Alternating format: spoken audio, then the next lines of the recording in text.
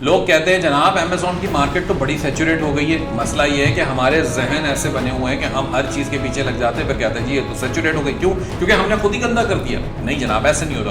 Amazon US की e commerce retail sales का अभी भी 50% मार्केट शेयर अपने पास लिए हुए, यानी कि इसका मतलब ये होता है कि एक तरफ अमेज़ॉन अकेला तराजू में और दूसरी तरफ सारे दूसरे ईबे, एटसी या जितने भी वॉलमार्ट वगैरह मार्केट प्लेयर्स हैं वो सारे आप तराजू के एक पल्ले में डाल दें और दूसरी तरफ आप अमेज़ॉन को डाल दें तो अमेज़ॉन और दोनों बराबर आते हैं। इसका मतलब यह है कि इतना बड़ा जॉइंट है जहां पे आप अभी भी बिजनेस करके या वर्चुअल असिस्टेंट की सर्विसेज ऑफर करके अपनी जिंदगी आसान बना सकते हैं। कम से कम आप इतने पैसे जरूर कमा लेते हैं कि आप एक अपना अच्छा घर किचन चला सकें और अपनी लाइफ स्टाइल इंप्रूव कर सकें।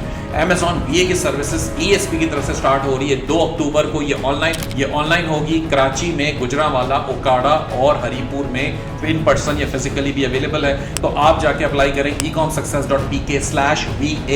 आज अप्लाई करना जरूरी होगा क्योंकि बहुत जल्द रजिस्ट्रेशन क्लोज हो जाएगी।